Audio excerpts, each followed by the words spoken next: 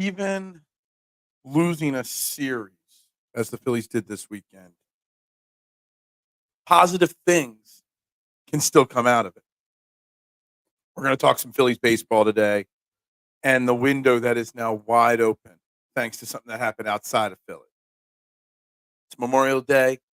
We're going to talk Memorial Day stuff. We're going to talk a little NBA and Sixers basketball today and three more names on my top 32 quarterback ranking list, the ultimate ranking list. All this and more live with all your thoughts and opinions right here on Trending in the AM in 60 seconds.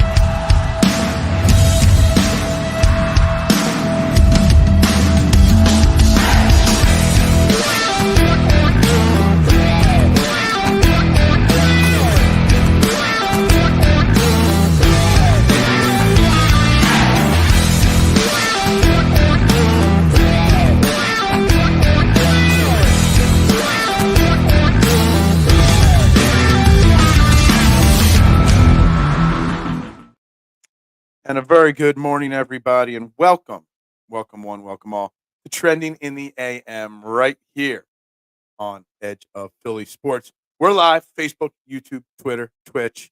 You know the drill. Hit those like, share, subscribe, retweet buttons wherever you're watching. Do whatever it is you can do to spread the good word out, to get as many people interactive, and to get as many people possible finding, watching, and enjoying this great morning show that we do every single morning here, 8 a.m., Monday through Friday. Guys, get it done. I appreciate that. I'm Phil Stiefel, your host. You can find me on all social media platforms at Beard and Knowledge. If I'm there, that is where you find me. And guys, we got lots on the agenda today, lots to talk about. It is Memorial Day. Happy Memorial Day to one, to all. But let's first and foremost remember what the true meaning of Memorial Day is. Everybody thinks of parades and barbecues and a day off from work, but today is really an important day and a special day. It's a day when we remember those that did not return home, who helped us, defended our country, and didn't make it back to their families. So make sure you think of those people at all possibilities. I greatly appreciate everybody thinking of those people today.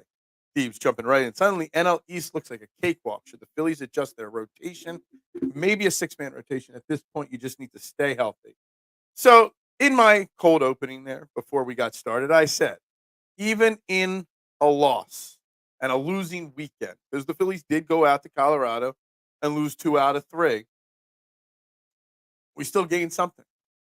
And it's unfortunate that it happened like this, but, Ronald Acuna for the Braves, for those that don't know, tore his ACL this weekend, and it was scary. It sucked. Not just we hate the Braves here in Philly. We're not Braves fans. We're rooting against the Braves all the time. But you never like to see one of the elite stars of any league, NBA, NFL, MLB, NHL. You never want to see the elite of the elite go down because that's what people pay to see. So it's a shame. But now first Spencer Strider, now Ronald Acuna. The Braves, we're still a good team. But everything is going in the Phillies' direction that this is their year to win the division, to win the NL East. And when years pass, people say, well, it doesn't matter win the division or not. You still want that home field, advantage in the playoffs. The moment is there for the Philadelphia Phillies. It's there. Wide open for them. Okay? They need to capitalize.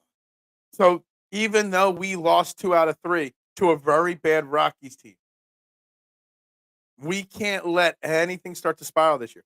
We need to continue to take care of business. We're going to San Francisco for a series starting today. We need to take care of business. Opportunities of your closest rival falling down like this don't happen often.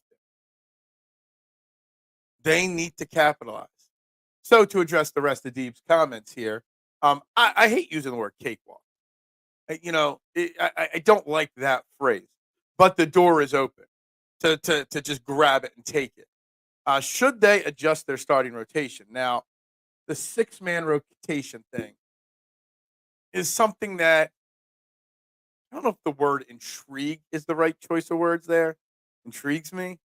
I don't know if that's it, but it's something that I am not an overly analytic guy.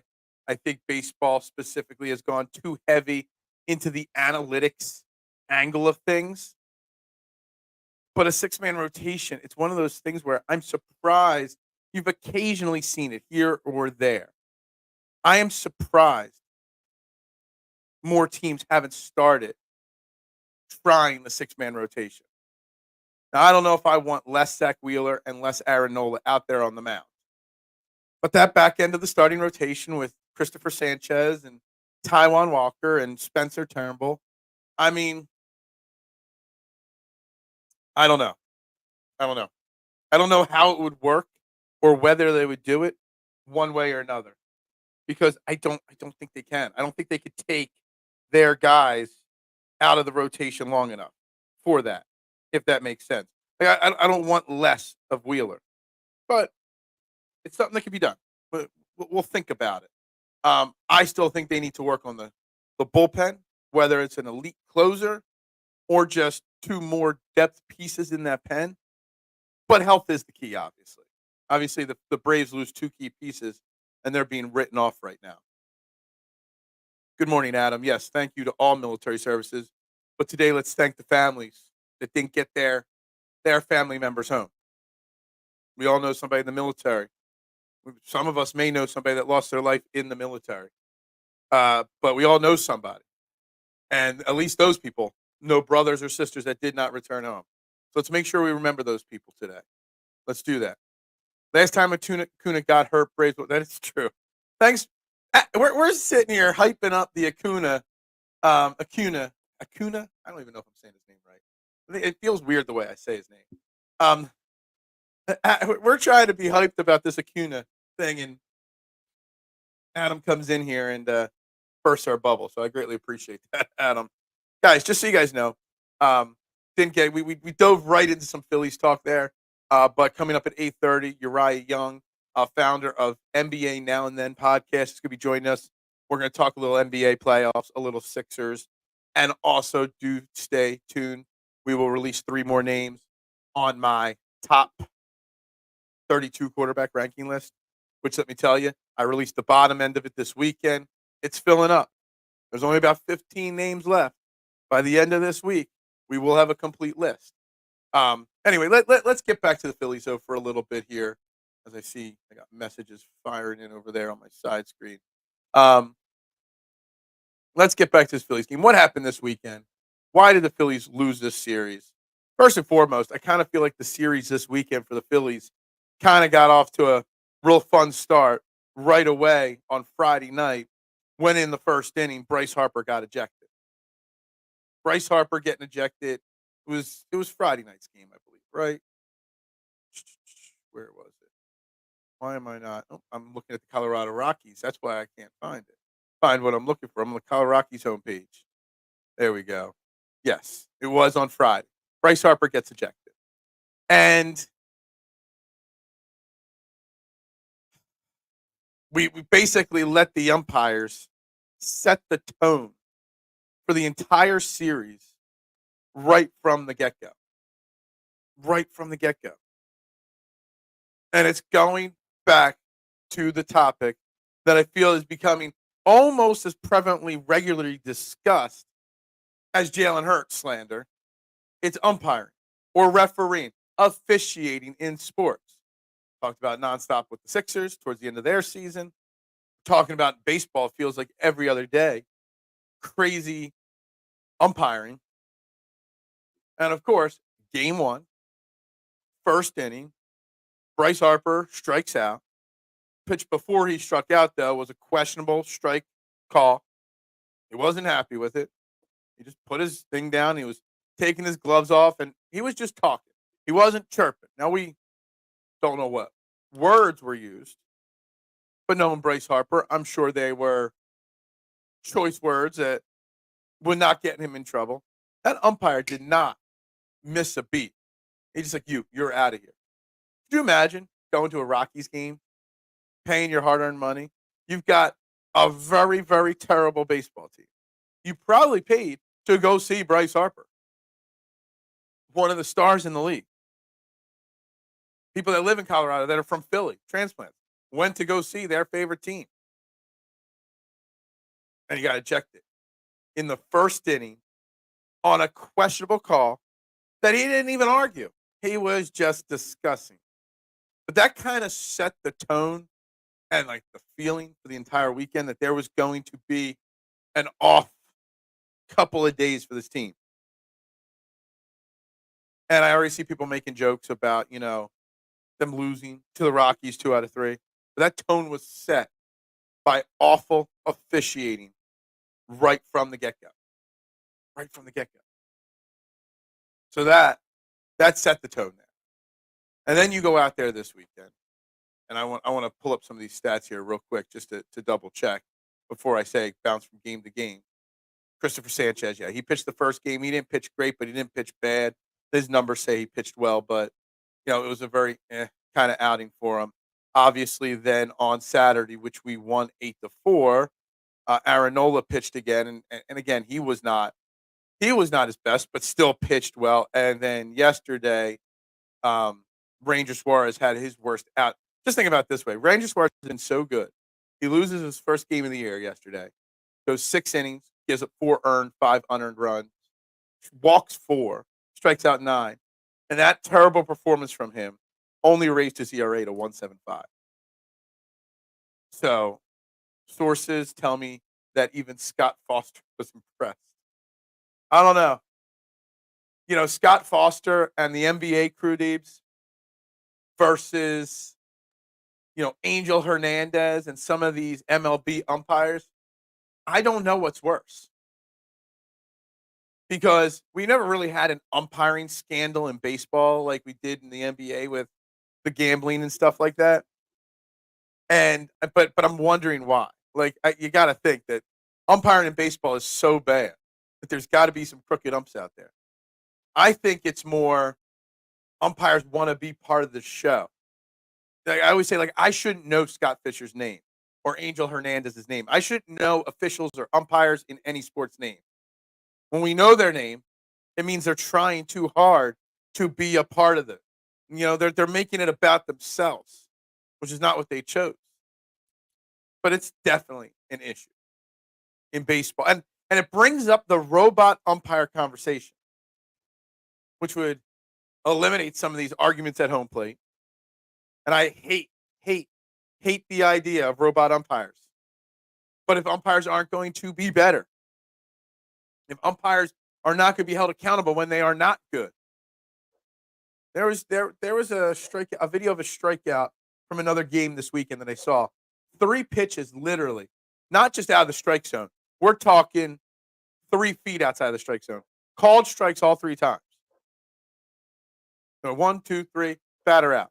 And I forget what game it was. Actually, I might actually have it on my Twitter feed here because I'm pretty sure I shared it out because of how bad it was this weekend.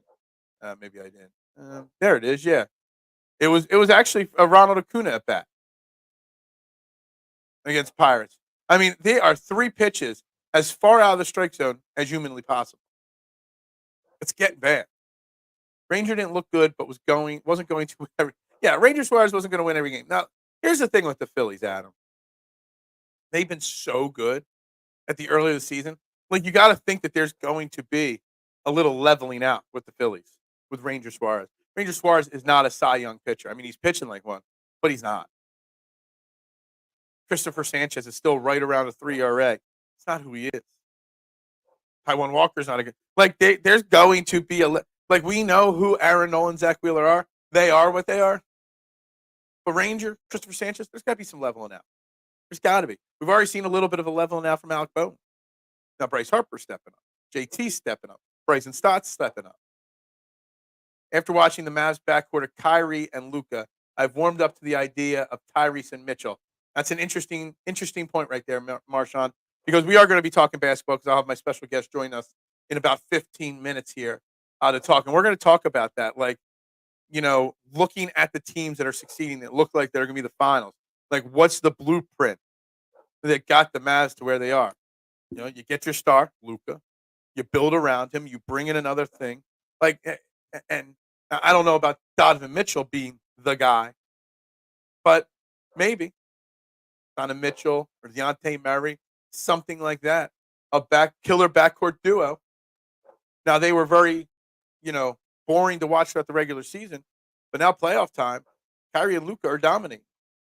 And doesn't help that the Timberwolves are just collapsing before our very eyes, and the greatest shooter in the world, Karl-Anthony Towns, is just ice cold.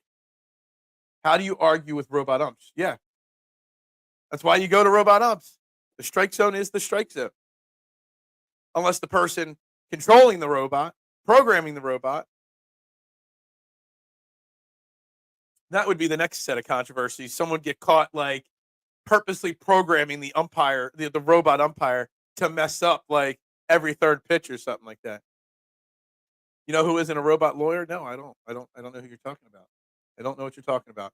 Really boils down to the second best stars, and Kyrie is greater than Cat right now. Well, Cat would tell you he's the number one star on that team. And what was? Did I see a report of Karl-Anthony Towns just laughing at it when asked about his shooting woes? Him just saying, you gotta laugh at it. That's a guy that's not worried about being down 3-0 in a playoff series. Like, I don't care. Sure, whatever. My bad. I'll get him next time. Like that little quick clip I heard of Cat laughing. I'm like, it's exactly why I don't like the guy. I don't. Luke and Kyrie, not good defensively, but they have a deep team around them. From defense and shot making, not the biggest names, but they get it done. Yeah. They're getting it done. And the same can go for Boston.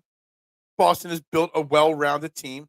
It's Jalen Brown and Jason Tatum, and then a great team around them. Defensive players like Drew Holiday, guys that get rebounds like Al Horford, guys off the bench.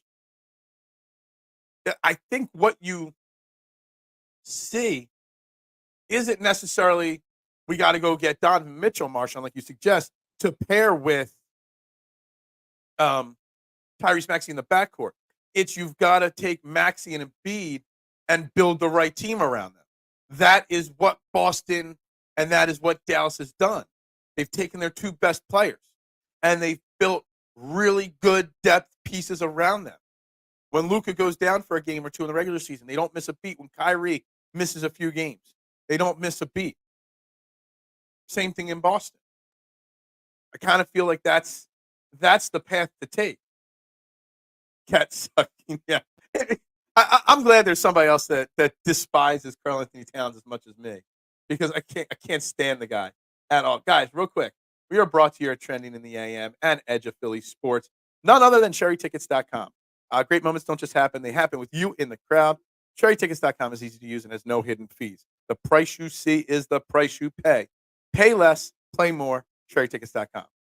Save even more by using the exclusive promo code EOP10. That is EOP and the number 1 and 0, EOP10, and save 10% more. So no hidden fees and 10%. Why use any other ticket reseller? If you need more personal touch, give them a call, 610-494-5050. Just make sure you let them know EOP and Trending in the AM sent you. But SherryTickets.com, EOP10. Guys, make sure you check them out. Back to the comments here as we continue to roll on. And again, happy Memorial Day as people are slowly waking up and getting into the comment groove here this morning. Happy Memorial Day to you all. Again, remember the true meaning. When you're grilling those hot dogs, and I'm at work working, making pizzas today, remember the true meaning of the day. Okay? Goes to show, if Joel is at least healthy in the playoffs, then we would have had a better shot at winning. Yeah. I still question whether the team we had this season around Joel Embiid and Tyrese Maxey had the depth and the strength in that depth to look like what the Mavs are looking like right now, looking like Boston does. Gobert and Cat should be Sixers. They always shrivel in big moments. Yeah. Is there a more dislikable team than a team that has both Rudy Gobert and Karl-Anthony Towns? I mean, they're two of the most unlikable characters in the NBA. Plain and simple. If I'm spending 3 picks, I'm sending it to Atlanta for Murray, Bogdanovich, and Hunter. Don't know how that works, but that is the most bang for Sixers bucks. Yeah, I'm fine with that. Look, we got all off season. Deebs, I know Deebs coming up on this show in a few next week or 2 weeks. I forget. I got a message from him with his dates. And last year we had him on in the summertime. He went over all his trade scenarios. We'll do it again in a week or so, for sure with him. I don't know what I'm trading. I don't know what is my targets anymore. There's far too many rumors. But as I watch and I've gotten over the Sixers disappointment enough where I've actually been back to watching some of these playoff games the last week or so. I was watching some of last night's game, and I'm just sitting there watching. I'm like, watching the Mavs play, and I'm like, they don't got anything special. They just got Luka and Kyrie and the perfect complements. So that's what Daryl Morey needs to do. Find the perfect complements. It's going to feel very weird rooting desperately for a Dallas team in the NBA Finals, but please don't let the Celtics win. Well, the series. The Mavs and the Pacers, they can still come back technically. You know the difference though between culture on teams. And culture matters. You got the Pacers, okay, on the brink of getting swept, and what are they talking about? They're talking about winning Game 4. Why? Because they're pissed off that the NBA is planning a trophy presentation on their court after Game 4.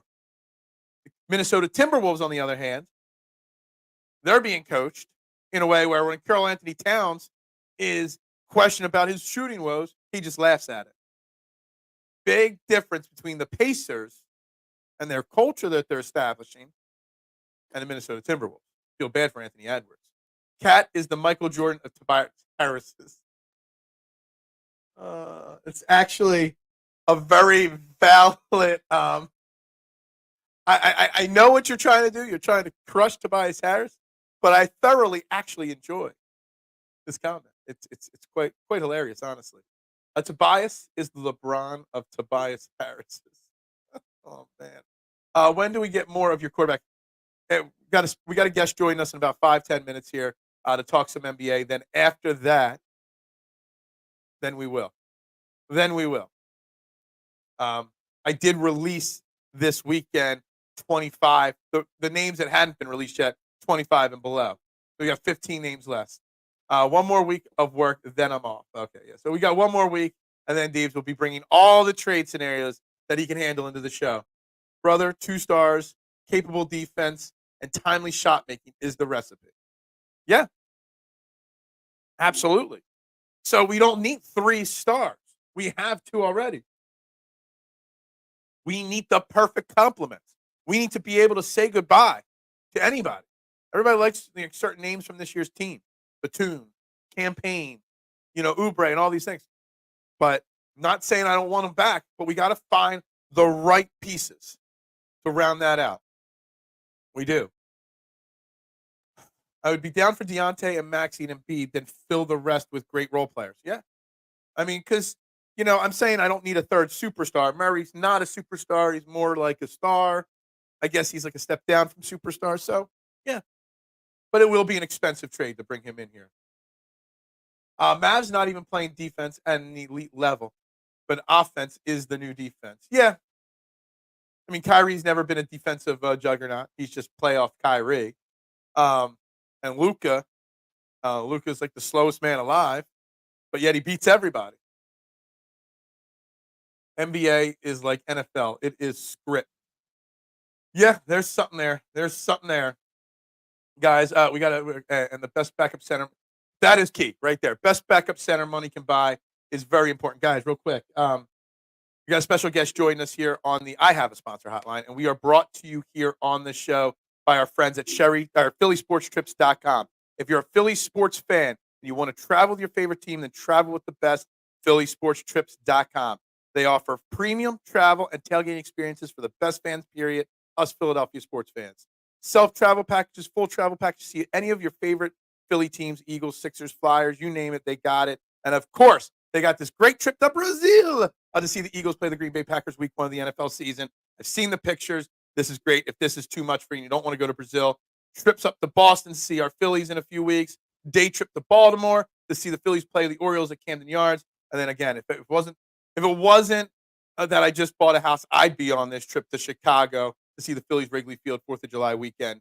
Guys, PhillySportsTrips.com. Make sure you sign up. Make sure you visit them and tell them EOP and Trending in the AM sent you. All right, now, joining me on the I Have No Sponsor hotline, even though I just wrote the sponsor's name, Uriah Young, founder, CEO, creator, podcast, now an NBA, now and then. Good morning, Uriah. How you doing today? What's up, Phil? You got me hype. I want to go to Brazil, man. I want to go see the birds. Brazil to begin with, let alone to see the Eagles play there, right? Exactly. How you doing, buddy? I'm doing well. How are you? We kind of started talking a little NBA here as we were getting in with you here. And you got this great podcast, NBA Now and Then, where you're comparing a lot of former players and current players, trying to draw a bridge, and parallels between the NBA of now and the past. And it gets to what I've been talking about so far this morning. Everybody knows I butcher names, and we already got people saying I think I nailed Uriah Young. I think I got that one okay. I think you got it right, man. I got it right. And we're talking about like watching the current Final Four teams in the NBA. And then you think about the Sixers and what went down at the end of the Sixers season. Instead of drawing first parallels from, the past to the present, try to draw parallels to what especially the Celtics and the Mavs are doing to what the Sixers were not capable of doing, and what kind of pieces the Sixers were missing and why they're not playing now, but these teams are. Well, I think the parallels come down to making roster moves, and Dallas going as far back as when they got Kyrie Irving in that trade for Spencer Dinwiddie and some of the other guys that they got, and some of the signings and guys that let go, Grant Williams, picking up Gafford before the trade deadline. Those are the types of moves that the Sixers tried to do, getting Kelly Oubre in the offseason, getting Campaign, getting Buddy Hield.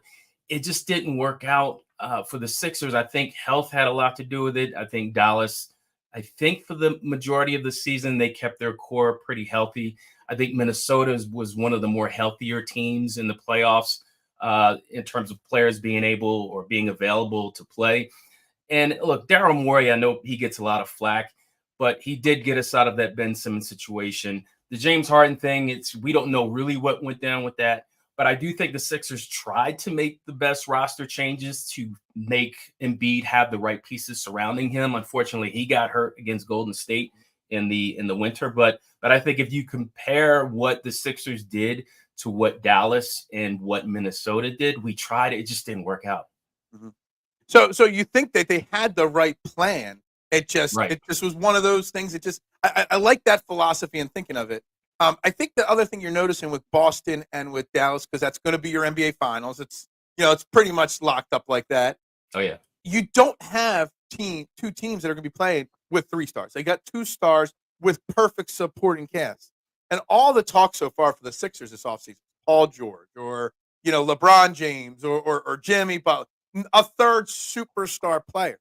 And I fear that that's what Daryl Morey's mindset's going to be this offseason. But I think if you look at the 2 teams that are going to be playing for the title, they prove the blueprint that that's not necessary.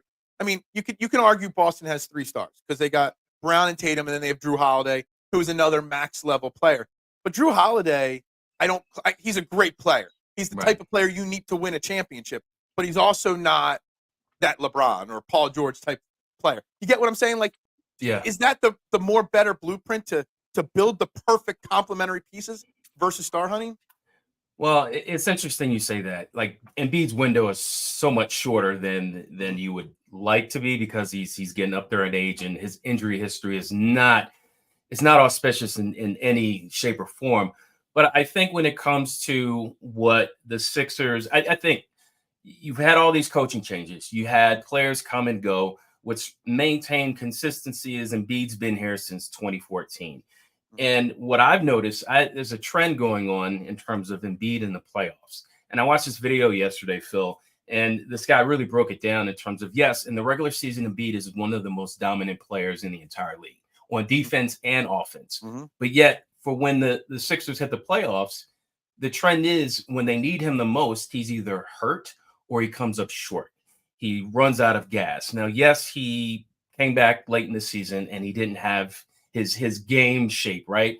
But still, which one is it going to be? Like, if he can't be available because of his health, or whether it's a roster or coaching issue, the Sixers are in a precarious situation where they're not able to advance. And I have a theory is if Embiid is the main focal point every postseason, dump the ball to him, wait for the double team, and he constantly turns the ball over, he can't handle the pressure. He's still an amazing player, but in the postseason, teams have 5-6 seasons of footage of how to stop him, how to make him ineffective, how to get him flustered. So I would think maybe instead of a coaching change or so much focused on roster, maybe a style of play should be a different approach. Maybe, and I'm just putting it out there, if teams know how to get on in his space and to cause him to turn the ball over in crunch time in the postseason, maybe he shouldn't be the focal point. I know it sounds blasphemous, but I think we've seen enough to see that it just doesn't work with Embiid being the main focal point, especially in the fourth quarter. I think there's a way where you can make Embiid not the focal point, but Embiid still can play at an MVP level. Exactly. Right? Like if you look at even the teams that are losing right now, I mean, can you win into like you study a lot of NBA history with your podcast and the present, back in the day you could win with a center, like being your star. You know what I mean? Hakeem Olajuwon, David Robinson, Tim Duncan, even going, back a little bit like that.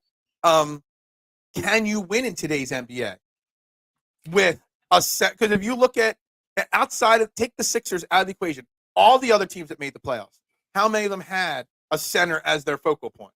Other than Jokic, there's really nobody else. And Jokic's game is completely opposite of what Embiid does, because Jokic has the vision and he has the instinct to leave guys open, to make the right pass, the right time. That's why they were champions last year. And I think unless Embiid adds that to his game, which we've seen flashes of that, his ability to pass. I think this recent season, he's averaged the most assists in his career. But I tell some of my Sixers friends, look, if Embiid wants to save his body and also maybe give a different look for the postseason, a Brook Lopez type of role. Here's a guy who's still effective defensively. He shoots, I don't know how many three-pointers a game, but, they have Giannis in Milwaukee. But at the same time, how is Embiid, what is going to change with this team? And whether we add Jimmy Butler, Paul George, or Zach LaVine, it's still the same thing. Dump the ball to Embiid and see what happens. And in the postseason, we've seen how ineffective that strategy is. I think you're spot on with it. So, we got a couple different comments here. Embiid injured players, but he needs another alpha to carry the team. And that gets to, the offseason thoughts on from Marsh on here, Mitchell and Maxey, because you're seeing what the Mavs are doing with two, with a great backcourt pairing. And I've been off on, Mitchell. I just don't think he's got that killer winner instinct. But again, he hasn't been on a team like the Sixers before. You got Mitchell. You got Dejounte Murray. He might be available. You brought the name up that's all of a sudden this weekend started circulating again is Zach LaVine, which I feel like we've been talking Zach LaVine for like 5 years now coming to the Sixers. Would you be like to build the current NBA? Would you be looking for that alpha dog wing guy like a Paul George? I'm not saying Paul George, but that three, that guy that could score, that can run, that could play great defense. Is that more important? Or what the Mavs did, find the perfect backcourt complement to pair with Tyrese Maxey? That's the Mavs way of doing it. Which way do you think would probably be the smarter way to go? That's a great question. I think when it comes to resolving some of the issues in the postseason, in the fourth quarter, when you need a basket, someone who can handle the pressure, create for themselves, even when a double team comes. I think a wing player, I think the backcourt, I think what's happening with Kyrie and Luka, and plus Luka's 6'9", by the way. Luka, he's listed as a point guard, but he's so huge. He's like a quicker Larry Bird. But I think when it comes to what the Sixers could use, I would say instead of a backcourt, I think they need a go-to guy, like one go-to guy. Tobias Harris was our third star, and we, I love Tobias. I think he got a lot of flack for something that wasn't his fault. It's not his fault that the money was there and the Sixers paid him. He underperformed. We all know that. But he was supposed to be our third star, someone who could take control with the shot clock running down. That wasn't his forte. So I think someone like a Paul George does have that. Obviously, Jimmy Butler is clutch. But those two guys, Phil, they're always hurt, man. They just struggle to just put enough games together with good health to help their teams in the playoffs, especially Jimmy Butler. So, then with all that being said, if you're Daryl Morey, what are you prioritizing? All these names you've already mentioned and all the names we haven't mentioned that you see circulating. We just had somebody up here earlier because where was this comment? There it is from Deebs. Bringing back Ben Simmons. That way we maybe get Mikal Bridges, which I've seen this float around a few times. I don't think it's very realistic at all. I would actually take Ben Simmons back for Mikal Bridges. I would in a heartbeat. But all the names that are circling around, if you had a power rank, if you had your top 3 choices, who would you be bringing in that's been rumored to be available or that is definitely available? How would you center your offseason? Right. I think for me, because he's younger and because he's a 3-level scorer, you look at what's going on in New Orleans, I think they're leaning more towards making Zion and CJ the focal point of that team's offense, which leaves that third wheel out, which is Brandon Ingram. That's a hell of a third wheel. I think if the Sixers were able to land him, he solves a lot of the issues when it comes to the offense.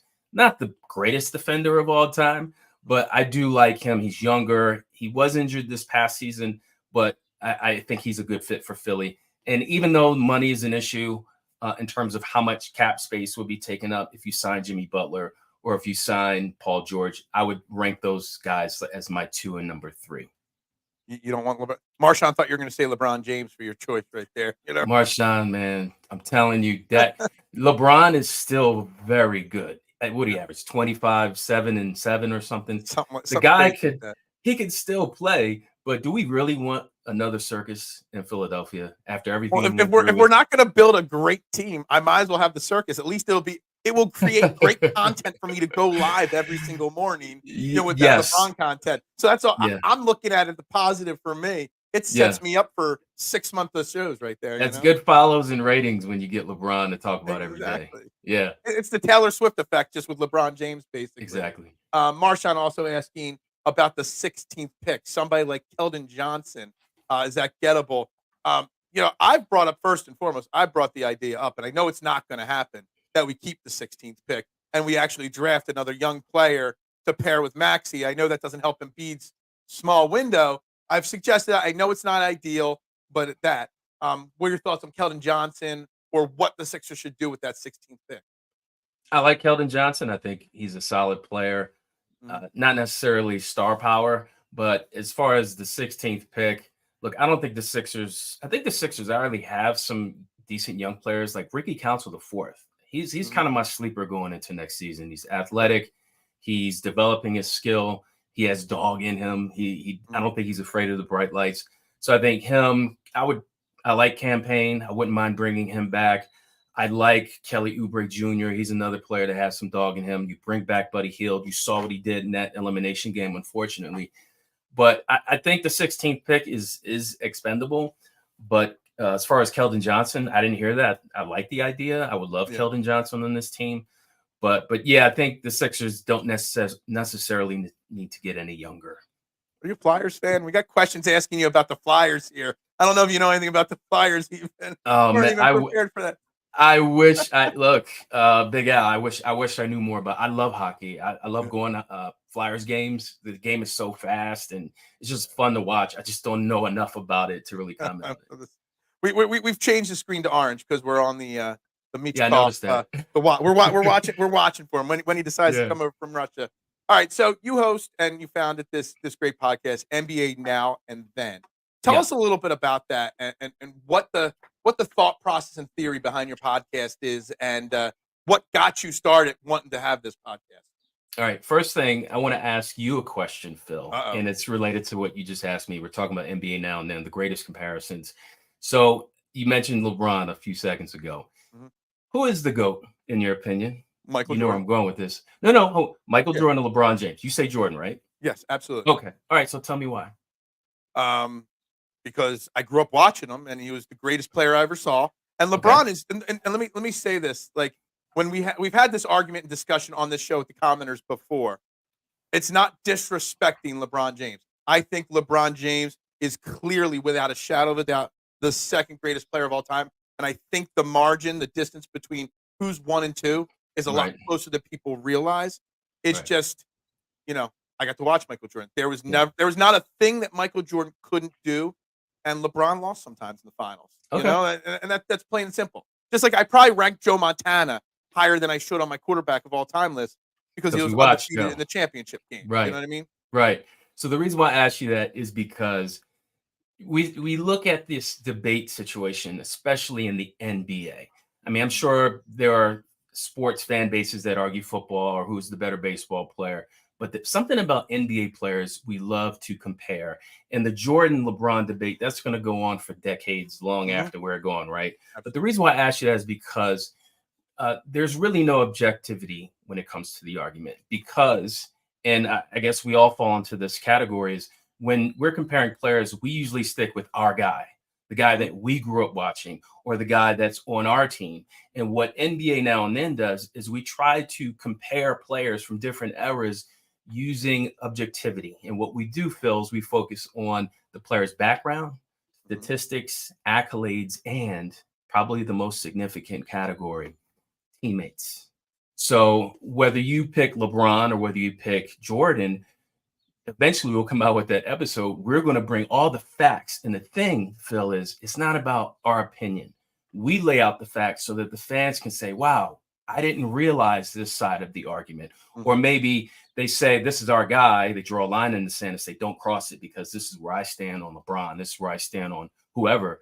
And we give you the facts so people can be like, wow, that's interesting. Like the aspect of how a player grew up or the teammates that that player had. And that's what we lay out. We peel back layers of their careers so that people can say, wow, I didn't know that about those players. That's really interesting. So, what are some of the most recent episodes? What are some of the players that you've done for those that aren't familiar with your stuff Man, that you've compared recently?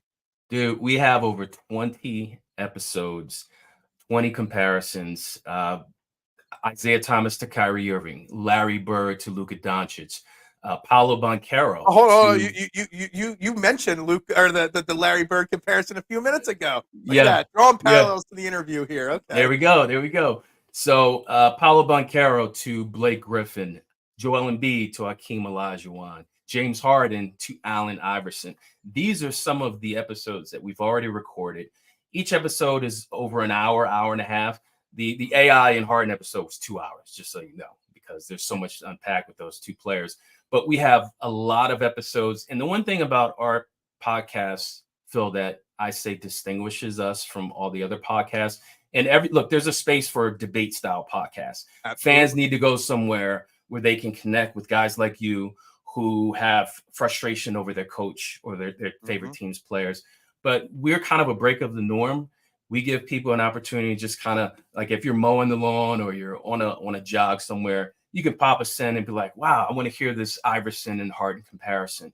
Different eras, but two dynamic scorers, guys that are cultural icons for different reasons. But man, some really interesting similarities between those two Which players. one? So you mentioned some great comparisons and stuff like that. Which one was the hardest to discuss that you've done? Ones that you really like. You're laying out all the facts for player A. You're laying all the facts out for player B, and you're just Right. like, this is a really tough one to compare. We also got another interesting one here. Deebs is saying you got to do Tyrese Maxey to Steph Curry. I'm not sure if I'm ready to Oh, put Maxey on that level yet, but okay. yeah, I mean there's Actually, an interesting one. yeah, well, Maxi is definitely on our radar. And we actually did a Steph Curry comparison. And we did a comparison. And actually, this was tough because Steve Nash, two-time MVP, one of Mhm, the greatest shooters statistically of mhm, all time. Uh, Steph Curry, probably the greatest shooter in terms of distance and volume of all time. We compared those two players, and their similarities are striking. Two guys that weren't really recruited coming out of Santa Clara or Davidson. Both guys didn't even really get many Division I offers, to be honest with you. But it was tough to compare those two because of their impact. You had Nash in the 2000s with the 7 seconds or less offense in Phoenix. Amazing player, 2-time MVP. Steph Curry, same deal. Now, Steph Curry has more championships, but in terms of impact and how they played, it was kind of hard to distinguish those two. When you're peeling back all these layers, do you take into account, because I saw somebody, I think it was Missed Up here, he said that Jordan would average 50 points in today's game, and I've heard that argument before. Do you take into account also breaking down different eras, because the game was different in the 80s than it was in the 90s, then it was, again, it's different now. Every 10 or 12 years there's an evolution of the game, and that's got to be taken into account when you're comparing these players as well, right? Because LeBron, you can look at LeBron versus Michael, and you're like, totally different eras. You're totally different types of athletes as well. You know what I mean? So there's a lot to take into it. How much does the era that they played in, play into your discussion? That's a perfect question. Well, I'll give you an example. Sixers fans, Joel Embiid, Hakeem Olajuwon. We did that comparison a few months ago. And if you look at the era of where Embiid plays now versus when Olajuwon played in the 80s and 90s, that whole style was all about post play. But now you have Embiid, who's out on the wing and he's making moves like a guard, which is unfathomable, especially for someone who grew up like us watching that style of basketball. So we do take it into account, whether it's referees and the rules change or the whole explosion of three-point shooting. We do take into account those aspects of our comparisons. We do. I mean, I'm not sure how old you are, Ryan. I'm not trying to call it your age. 47. No, I'm 47. Sorry? 47. 47. You're older than me. Okay, so yeah, I just shaved. That's why. Yeah, you got a young look to you. I wasn't sure. Yeah. So so then you'll get this question. Do you prefer the style of play in the NBA now? You grew up like me in the 80s. There was a certain type of basketball that we grew up watching and enjoying, and it's really hard sometimes to watch the style nowadays and how it's played. Even the 90s. I preferred the 90s era basketball even sometimes to the way it's played nowadays. Dude, I'm vibing with that 100%. I think there's a mixture of how we grew up watching hoops to what we see now. And it's frustrating because there seems to be an imbalance. All I want is an imbalance. I'm fine with 3-point shots. I'm fine with offenses taking advantage of spacing and the athleticism of these players and the enhancement of their shooting ability. That's great. But I think what's missing is a little balance. You know what I mean? And you look at how the Knicks played.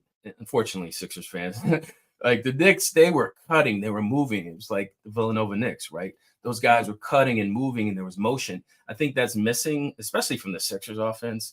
But as far as the eras, I definitely miss the balance. And actually, back in the day, like when the 3-point line was invented, it was like they rarely shot threes. So there was an imbalance there. And then in the 80s and 90s, particularly 90s, it balanced out. And now today it's just all 3-point shooting. Yeah, absolutely. Big Al always with the greatest question today. How many orbital fractures would Joel have had if he played back in the day? Man, could you imagine something? Like that's almost like, and I'm not trying to throw more work on you. You need to now have a new podcast comparing maybe not just players, but like taking the 96 whatever team and comparing it to the 2020, like comparing teams, not just players from different eras, and how that, like, we got people like saying, how would the 2000 where was it here, the 2000 Pistons, how would they survive in today's NBA, or the Spurs with Tim Duncan and David Robinson, how would they survive in today's era? I just gave you another podcast idea right there. Well, we actually brainstormed. We have a lot. I mean, we have so much content on the way. Season 1 is almost through, but we're going to be comparing signature moves, dunks, top commercials. We did our first categorical comparison. We did the 1996 and the 1984 draft classes. So Jordan, Hakeem Olajuwon, John Stockton, we compared that draft to 1996, AI, Kobe, Steve Nash. That's a really interesting episode because it takes you back and it allows you to be like, wow, which draft actually had the better players come out. Okay, so real quick again, guys, we got Uriah Young, now NBA Now and Then, and also writer for PSN, Sixers writing team there. Two more questions before we get you out of here today. Question one: it'll be Mavs, it'll be Celtics. What's your finals prediction, and how's it going to play out? And how disappointed are Sixers fans going to be when the Celtics win the championship? Oh man. So I basically answered the question for you. Yeah. Thanks for swaying me just a little bit. No, I think this is Boston's championship to lose. I think they have all the right pieces. They have a good coach. They have, watch this, Phil, they have continuity. Al Horford, Jalen Brown, Jason Tatum, they've been playing together for almost 6-7 years. And you can tell that those guys, not only do they play for each other, but they understand each other. They can read each other. And that's the type of continuity that, unfortunately, the Sixers have never had. And I'm getting off topic. No, I say Celtics, obviously they're going to sweep Indiana, and I think Minnesota is going to get swept. Dallas, I'm not going to sleep in them, because anytime you have Luka and you have Kyrie, who's crazy clutch, championship experience. I totally forgot about the Kyrie Boston. Yeah. Like, for some reason, I wasn't even thinking about that. Like, that's it's totally slipped my mind. That's such a great subheading, right? Yeah, it really is. Yeah. So I'd say if those two square off, I go Boston in 6. I go Boston in 6. When you said Boston, are you from Boston? You had a little Boston accent when you just said man. Boston. You just said Boston. Boston. I don't even think you said it like that, Boston. you definitely said it like that Sam Adams commercial. Boston. Yeah. All right. So there is one final question that we ask every single guest that I have on this show. Even if I have them on 4 times, I ask them the same question 4 times. Okay. It's very simple. And I can't believe nobody in the comments has reminded me, because they make sure to remind me every time I have a guest on. Really simple. Is it Goodfellas or is it Godfather?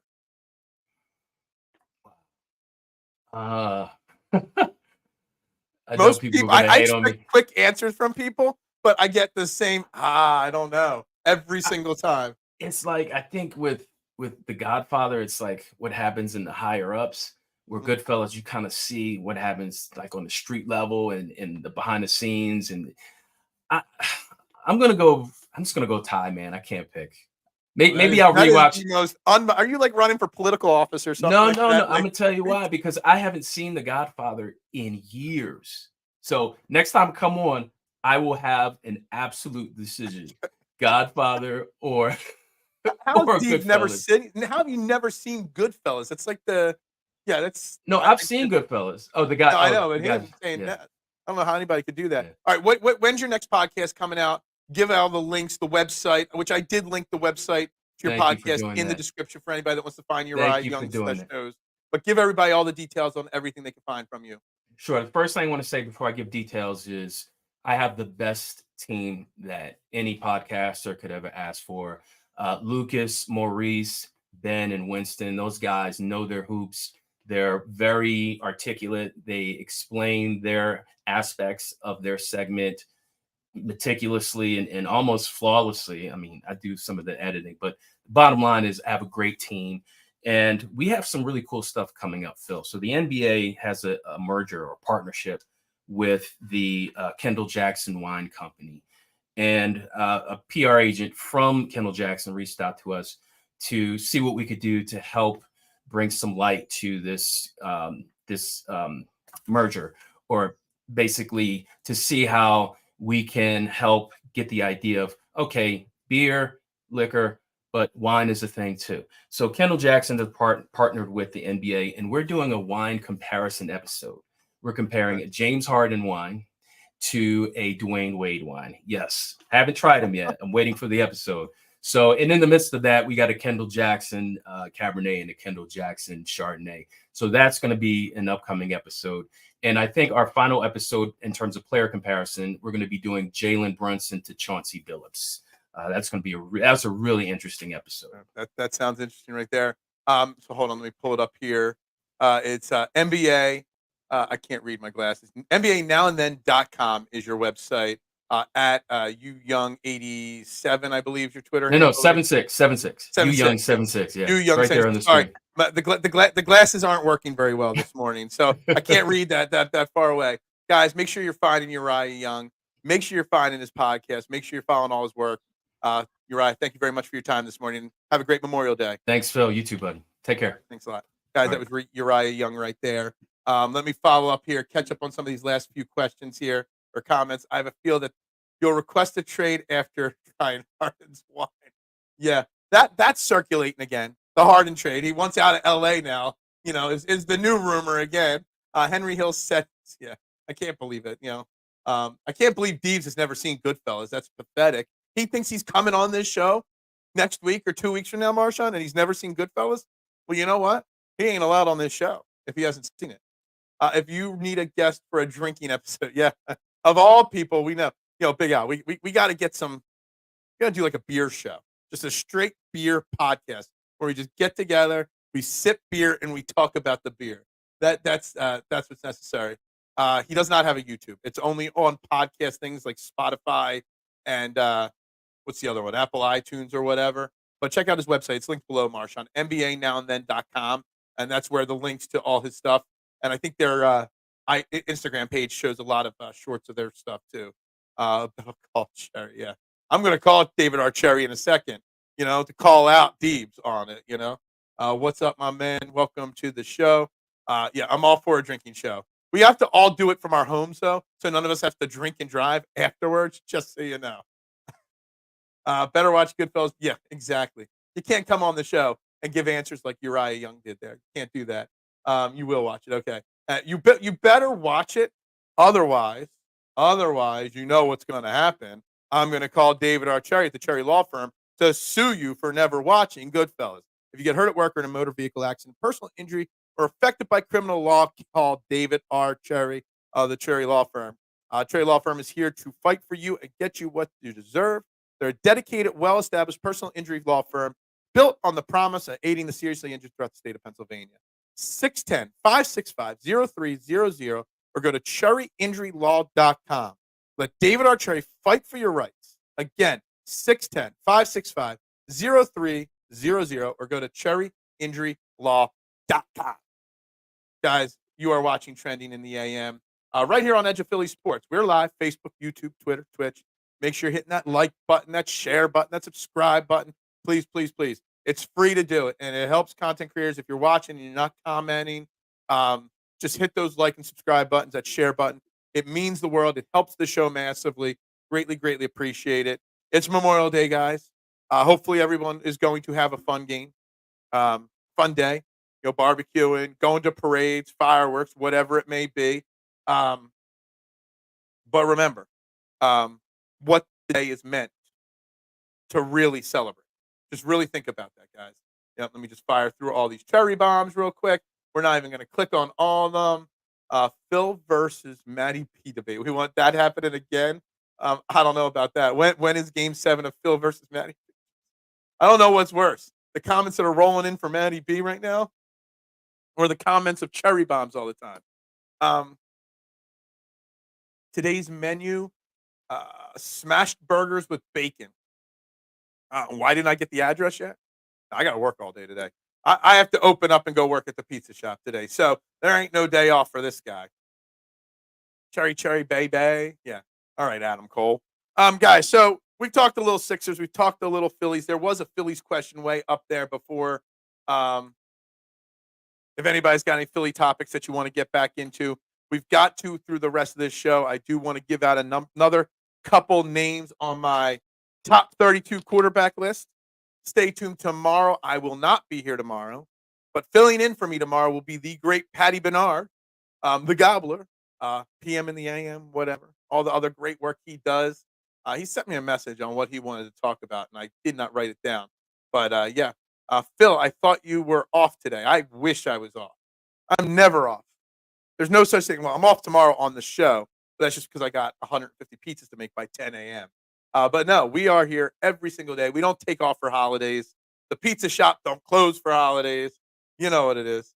I knew it was the Gobbler. Yes, the Gobbler, Patty Bernard. He will be hosting tomorrow at 8 a.m. So it'll either be the end of Trending in the AM forever, or I'll be fired from Trending in the AM and Patty Bernard will be taking it over. There's no in between with tomorrow's host. It's a flattened burger that gets crispy on the edges. I know.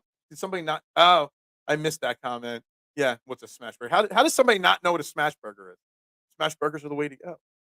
We did our barbecue yesterday and went to one of the Amish stands and got ribs and chicken and pulled pork and coleslaw and baked beans and cornbread and way too much. And I got so much left over for today. So that's good. There is a show tomorrow. I'm just not hosting. And that's the great part of Edge of Philly. If I need a day off, you guys still get great content because there's plenty of people that could tag in, to fill in for me. Before I wouldn't be here, how do you get 2 time off already and haven't passed 3 months? Ha ha ha ha ha ha. Amazon pays the bills, not EOP. Okay, that's how I get off. What else people eating today? I don't know. Yeah, what's your favorite barbecue food? That's the question. Phil going into witness protection? Never. I ain't scared. Still waiting for my Train the AM band to be lifted very soon. There's about like 314 days left in that band, Mitchie Poo. Maybe you get to host it one day. The next time Amazon orders. Matty B wants to host it too. He asked if he can host the next time I need. We'll get all the EOP people in here one day, and you'll all just talk about me the whole time. Substitute will just wheel in a TV. Don't know the cherry lore. He can read the cherry lore. He could do it as well. I want to turn the page real quickly here before I give out my next 3 names on the NFL ultimate quarterback ranking list, because everybody's going to be out and about, having fun today, barbecuing today, laughing and giggling and this and that. Training camp sweep. When is sweep? What was this next comment here? What's the best war movie not named Saving Private Ryan? Well, Saving Private Ryan isn't the best war movie. Patton is the best war movie. George C. Scott as General Patton, Old Blood and Guts. That is the best war movie. Saving Private Ryan, probably 2 or 3. And Glory Bastards, top 10. I'll do a top 10 list of war movies for a show down the line, maybe later this week. Top 10 war movies. Because I think I was talking about this on Twitter recently. Platoon is definitely in there. Dirty Dozen is probably up in the top 5 for me. There's a lot of great war movies out there. I'm a huge war movie fan. I know it golf. This is what I was transitioning to, Adam. This is what I want to spend a few minutes with, real quick. And bear with me in the comments. I will get back to your comments in a second here. But it's Memorial Day. Everyone's laughing. Everyone seems to be having a good time. But let's not forget the people that aren't and that are struggling. For those that don't know, Grayson Murray, PGA golfer, took his life this weekend. He was playing in the golf tournament this weekend. He withdrew in the middle of his second round, left the golf course, and went back to his room or wherever he was staying and took his life. And he has been struggling mentally and with depression and alcoholism for a very long time. And he tried to get help. And he actually seemed to be turning his life around. Won for the first time in a regular season. I mean, he had won last year in the fall swing, and then he won earlier this year on the PGA Tour. Finally, after years and years, 6-7 years on tour, finally was turning his career around. But the battle never stops. And I go back to the phrase that I heard a few weeks ago that I'm really, really listening to more.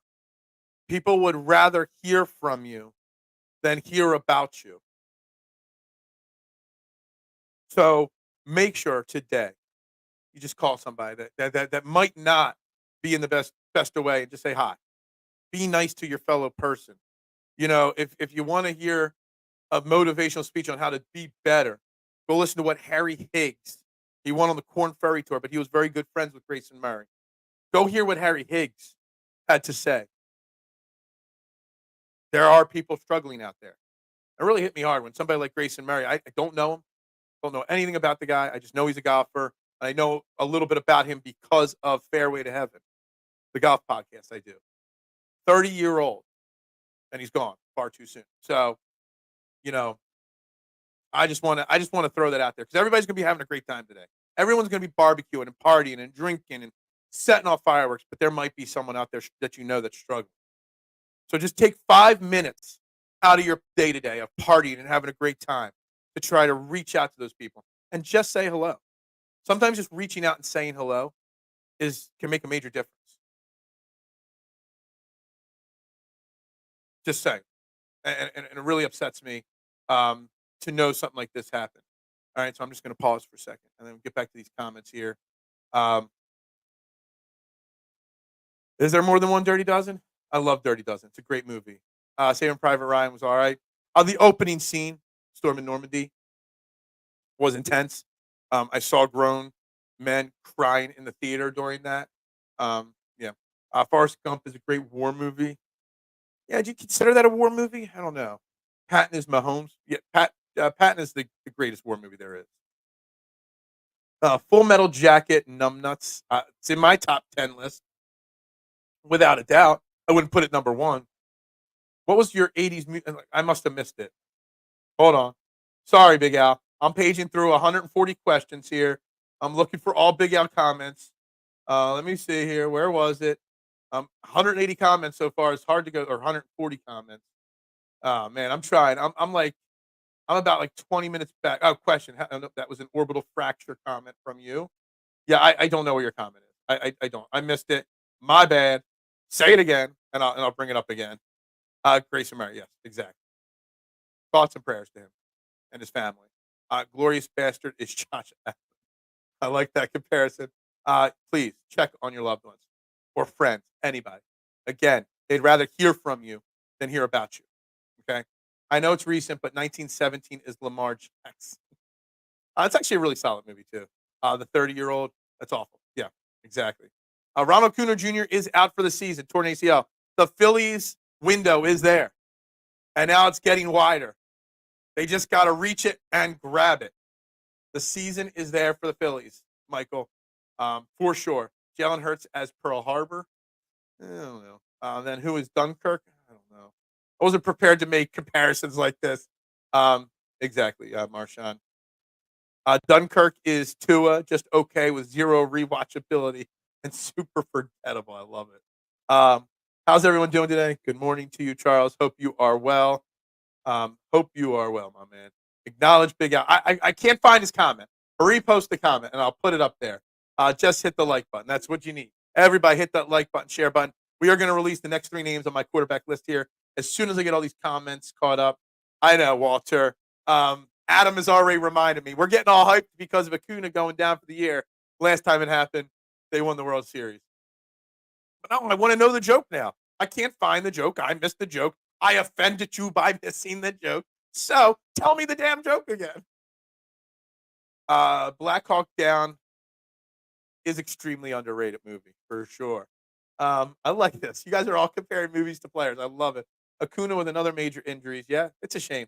Dude, for the older people in the crowd, if you've seen the Acuna injury, didn't it look like when Mike Lieberthal tore his ACL? If you don't remember the Mike Lieberthal injury, he was on first base. Acuna was on second. Tried to pivot to run the second. Acuna tried to pivot to run back, and when he pivoted, you just saw the knee buckle and go down in a heap of pain. When I saw the Acuna injury, I just thought Mike Lieberthal instantly. That's what I thought of. Is Hurt Locker good? It's a good movie. I think I've only seen it once though. Born on the 4th of July with Tom Cruise came out in '88. Yeah, I liked Hurt Locker. I just never went back and watched it multiple times. I don't even know if it's a movie you can watch multiple times. Zero Dark 30 was just on the other day. Again, I turned it on for a few minutes. I forgot how great that was as well. Sometimes you never know the value of a moment until it becomes a memory. Cherish, appreciate the gift of life. They are some fantastic words right there, Charles. Words you can live by right here. And if you can live by these words, have a more fulfilling life. Crockpot with excellent analysis. Imagine 17 buying that DVD. You watch it once then. Can we get to the quarterback list? You need your quarterback list. Is that I'm trying to fire through these last couple comments. Or acknowledge the tribal chief out. No, I am the tribal chief. I am the gatekeeper. Acknowledge the gatekeeper. Apocalypse Now. They're just talking about. I was reading a piece on the on the making of Apocalypse Now the other day and how it was breaking boundaries on how you film a movie and stuff like that. And it's always one of the best of all time. I will work on my top 10 war movies for an episode coming up. I don't know when, but sometime. I won't have it done by this week, but we got to finish my quarterback list, okay, before I get to my top 10 war movies. Now, let me do a quick share screen here.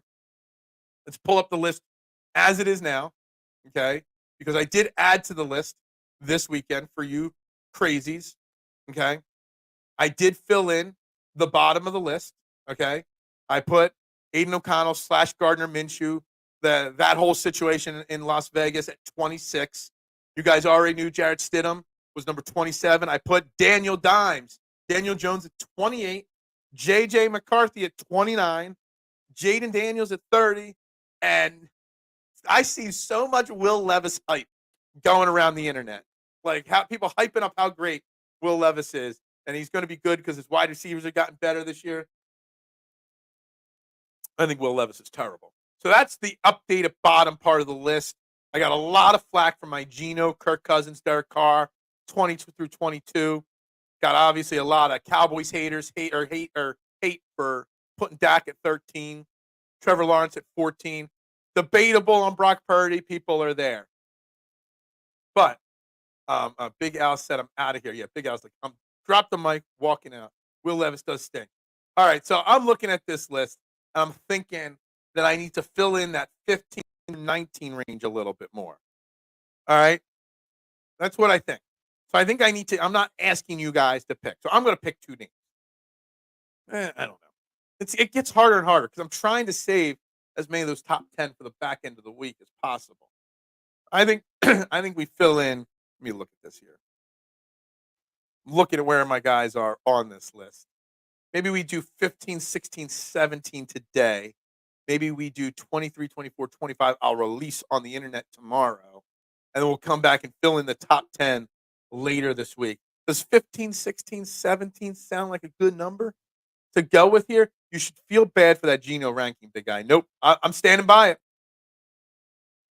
Jarrett Stidham. Jalen goes 12. Jalen is not number 12. Yes, absolutely. Absolutely. Poll question. The greatest 80s sci-fi comedy. Back to the Future or Ghostbusters. Godfather. What am I saying? Or Ghostbusters. I do now. Actually, I do remember that popping up there. And I must have missed it. I am 1,000% on Back to the Future here. I am a massive Back to the Future fan. I love those movies. And Ghostbusters, when I saw Ghostbusters for the first time, what year did the first Ghostbusters? I was really young when I saw the first Ghostbusters. We'll just say that. And let me tell you something. I probably watched it younger than I should have. And the end of the movie with the ghost, that end of that movie scared me and gave me nightmares for days. And I never really got into the Ghostbusters. But Back to the Future, 1,000% is 1,000% the better movie there for sure. I asked when he said he was 47. Gotcha. He did not look 47 years old, Uriah Young, just so you know. Jalen goes 15. No, he will not. Jalen Hurts will be in my top 10. If Jalen isn't ahead of CJ Stroud, we're going to the mattresses. Well, that will be for Friday. All right, we'll find out. We will release the last couple names on Friday. Ghostbusters, no. Back to the Future for sure. Never watched Back to the Future in its entirety. That's a violation. All right, let me go with the next names on my list, okay? I think we are going to do 12, 15, and 19 on my list. I'm writing this down so I don't forget. I need space on my notebook. 12, 15, and 19 on my list today. 12, 15, and 19 are incoming. No way. I don't know. I can't tell you. We're going to start with number 19 on my quarterback list, which actually I should have probably put him below. He should actually be at 22, and I should probably bump up 20, 21, and 22 up a spot. But number 19 on my quarterback list this year is another guy that I feel is extremely overrated, extremely not good for the hype he gets, and that is one, Kyler Murray. I could actually make an argument that he's not even a top 20 quarterback. I put him in 19, though. He's still young enough where he might have a turnaround. I don't know what Jonathan Gannon's doing down there with the Cardinals, but number 19 on my list, Kyler Murray. All right? That was first, okay? Then, reveal. I'm revealing it right now, okay? I'm revealing it. Phil's list versus Jericho's list. Don't make me put you on the list. Don't make me put you on the list, Adam. 2 at 16 to 18. I don't know, but I'm not giving you 16 to 18. I'm giving you 12, 15, and 19. 19 being Kyler Murray. Number 15 on my list. The one that's going to probably spark the most responses on Twitter and on TikTok and Instagram that says you're an idiot and don't know football. You're a hater. You don't know. Number 15 on my top 32 quarterback list is the one that is going to ruin it all. And that is Justin Herbert at number 15 on my list. All right. Justin Herbert. So 19 is Kyler Murray. Number 15 is Justin Herbert. It's Stidham's job right now, for sure. Jalen is not there. And with the number 12 spot, Tua must be zooming in when I put the paper up. With the number 12 spot on my top 32 quarterback list, Tua. And I'm not even going to try to say his last name because I can't pronounce his last name. I've never been able to. I'm not even going to try to today. Not in the mood. But number 12 on my quarterback list, yes, Marshawn, is Tua. Tua at 12, Justin Herbert at 15, Kyler Murray at 19. The list is updated. Oh, I can't really update the picture in the middle of the show. Herbie, 15, yeah. The list is Patrick Mahomes 1, and the rest just pick a name. Mister, you are spot on today with this comment right here. It really doesn't matter because it's Patrick Mahomes and everybody else. Everybody else is just living in his world. Okay? 12 Tua, 15 Justin Herbert, 19, yeah. Kyler is greater than Justin Herbert. I don't know about that. That means Jalen is in the top 10. Probably does. And he's definitely in the top 10 without a doubt, for sure. Mahomes truly is that dude. You know, he had Uriah Young on. He's always comparing. Like his whole thing is now and then. There ain't no then. Patrick Mahomes, there ain't no comparing him to anybody else. But I've said it before, and I'll say it again. Patrick Mahomes is already one of the 5 greatest quarterbacks in the history of the NFL. He is. Plain and simple. I don't even know what Tonga Valua. Tonga Valua. I like the phonetic spelling of things. People should just phonetically spell out all the things all the time. Murray is greater than Herbert. I disagree. And I'm not a Herbert fan, but I think Kyler Murray's got – I think Kyler Murray should have stuck to baseball. Wasn't he a first-round draft pick in baseball? Phil would never sell another pizza if he put Jalen outside the top 10. Well, y'all know I love Jalen Hurts, so there's no way I'd put Jalen Hurts outside of the top 10. It just wouldn't make sense at all. Mahomes is top 3 easy all time. I would have to think about it, but he might. It's either going to be him or Tom Brady, number 1 all time when Patrick Mahomes' career is over. There's a chance Patrick Mahomes finishes his career as the number 1 quarterback of all time. Mahomes greater than Elway? Probably. Yeah. It's debatable. By the time his career is over, absolutely will be. Hurts ahead of Burrows? I don't know. You'll have to wait till Friday. Got some special stuff coming up on Friday and later this week as well on this show. Brady, Elway, or another Mahomes? Mahomes is greater than Montana? Probably. We're not going to get into that debate right now, guys. But anyway, that's where we're at now on the list. 3 more names on the list. Tua, 12. Justin Herbert, 15. I'm telling you, I am going to get demolished on social media today. Demolished. When I update the graphic and I post it on TikTok and Instagram and Facebook, where I post it everywhere, I am going to get demolished for having Justin Herbert at 15. But out of all the names on this list, that is the one I feel the most powerful about the most overhyped quarterback in the NFL. Basically, just a fantasy football quarterback. I mean, right now, is Mahomes better than Montana and Elway? I think it's debatable, but yeah, it's possible. It's very possible. Very, very possible. I wonder if Mahomes is a Godfather or Goodfellas guy. Well, why don't you get him on the show and ask? I'll ask him. Herbert greater than Taylor Swift? Maybe, maybe. I think 15 is generous. I actually think it's generous too. I would have no problem putting Kirk Cousins ahead of Justin Herbert, but then I've been told 40,000 more times that I don't know about Justin Herbert. I was literally just arguing with somebody on my list the other day, and Herbert's name wasn't even released yet. But they turned it into, obviously, they could tell I wasn't going to put Justin Herbert high enough on the list, and they were crushing me. If 28-year-old Mahomes or Montana faces 2020 Mahomes, he would get clobbered. Elway and Mahomes, too early to know. Maybe. Guys, one final sponsor that I got to read out today. Make sure you guys go check out Dolan's Bar. If you want a great place to stay local and watch a game or just hang out with some friends, go to Dolan's Bar, 24 East Sellers Avenue, Ridley Park, right off I-95, south of the Philly Airport. For 65 years plus, nestled in the small town of Ridley Park, they are the quintessential Irish dive bar. They thrive because of one reason: they treat their patrons like family.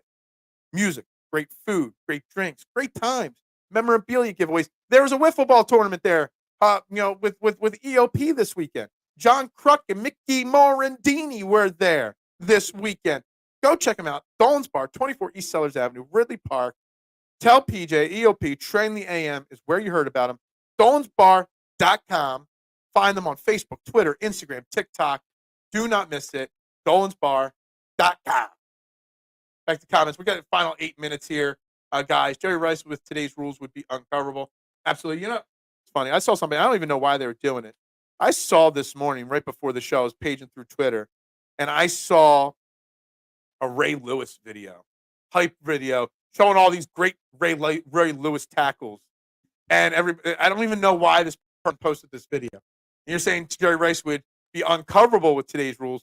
Ray Lewis, this video had 10 straight tackles or sacks behind the line of scrimmage. Every single tackle or sack that was in this video was a hip drop tackle. Ray Lewis would not be elite in today's NFL because he wouldn't be allowed to tackle. It really got me thinking. I was watching that video, and I watched it twice. I'm just like, yeah, that's a hip drop tackle. Yeah, that's a hip drop tackle. Yeah, that's a hip drop tackle. I'm like, there's no way Ray Lewis would be good in today's NFL. Herbert is a younger version of Cousins. Yeah.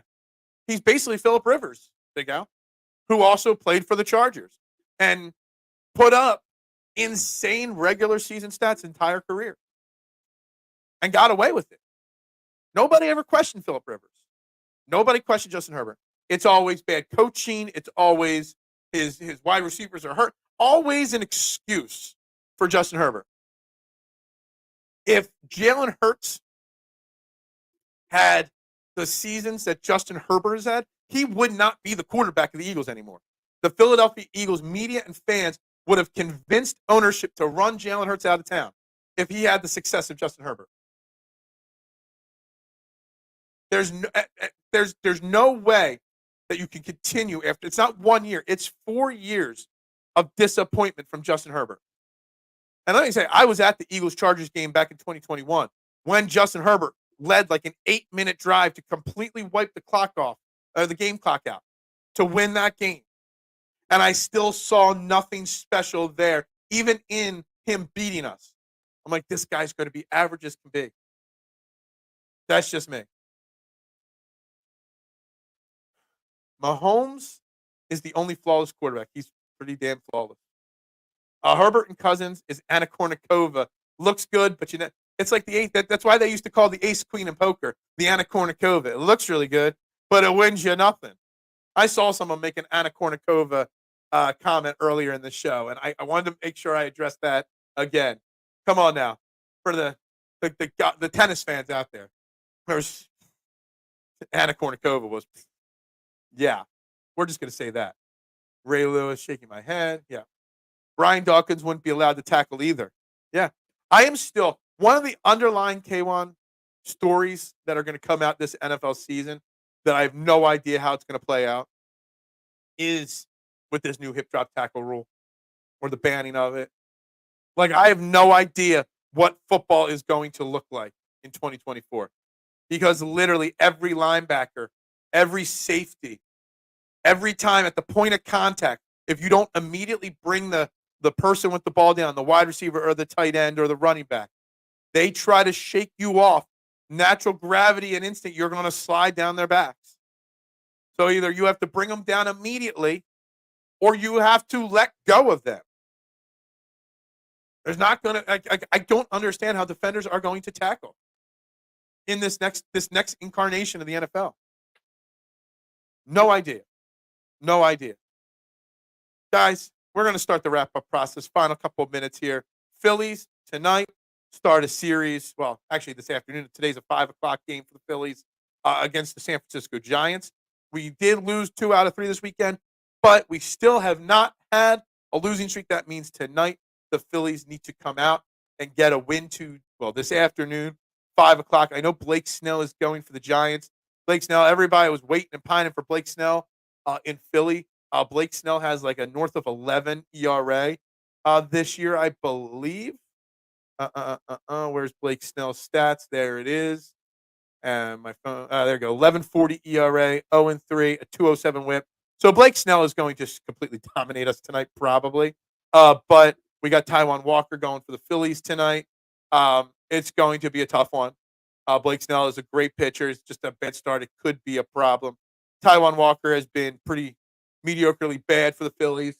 But this team is special. This team's got to know that with Acuna going down for the year, this is their year to win the division.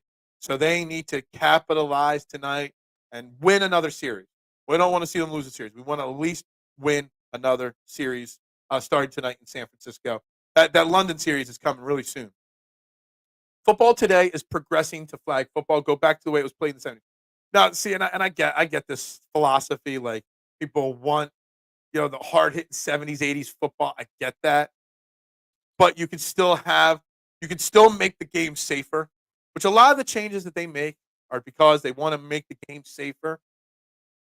But you can make the game safer and still leave some of the elements that made it so great back then, Brian, just so you know.